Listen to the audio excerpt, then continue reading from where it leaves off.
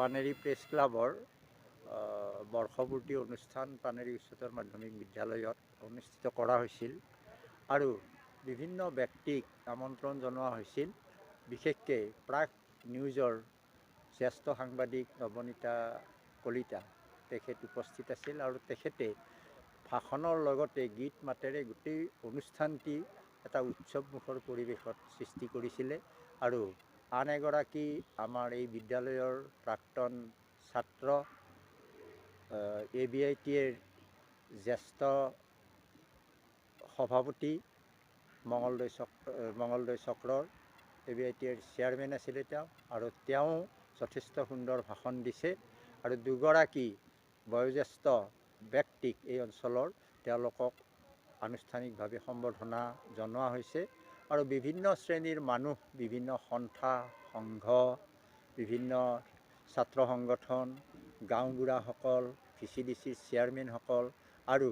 বিশিষ্ট সমাজৰ যিসকল বিশিষ্ট ব্যক্তি, এই বিশিষ্ট ব্যক্তিসকল আজি উপস্থিত আছিল আৰু বিশেষকৈ এই বিদ্যালয়ৰ ছাত্ৰ ছাত্ৰীসকলে যথেষ্ট ধৰণৰ গীত মাত পৰিৱেশন কৰি গোটেই অনুষ্ঠানটো এটা বেলেগ ৰূপত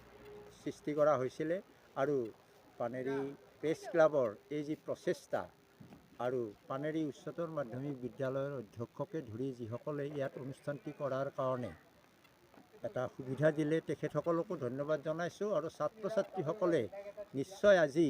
মিডিয়া সম্পৰ্কে তেওঁলোকে নিশ্চয় গম পাব বা জানিছে, যথেষ্ট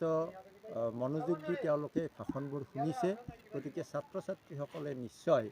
এই বিষয়ে এটা সম্যক জ্ঞান তেওঁলোকে লাভ কৰিছে আৰু মই আশা ৰাখিছোঁ পানেৰী প্ৰেছ ক্লাবে ভৱিষ্যতেও এনেকুৱা অনুষ্ঠান পাতি ছাত্ৰ ছাত্ৰী তথা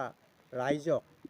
সাংবাদিকতা কি, মিডিয়া কি, এই আটাইবোৰৰ বিষয়ে তেওঁলোকে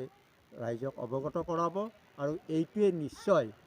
সাংবাদিকতা যে এটা মহৎ কাৰ্য এইটো প্ৰতিপন্ন কৰাব। গতিকে মই পানেৰী প্ৰেছ ক্লাবৰ সকলো কৰ্মকৰ্তাকে মই আন্তৰিক ধন্যবাদ জনাইছোঁ। এই অনুষ্ঠানটিৰ সফল হোৱা বাবে তেওঁলোকলৈ মোৰ শ্ৰদ্ধা থাকিল আৰু ভৱিষ্যতেও পানেৰী প্ৰেছ ক্লাবৰ উত্তৰোত্তৰ মংগল কামনা কৰি মই মোৰ ক'বলগাখিনি ইমানতে শেষ কৰিছোঁ। ধন্যবাদ।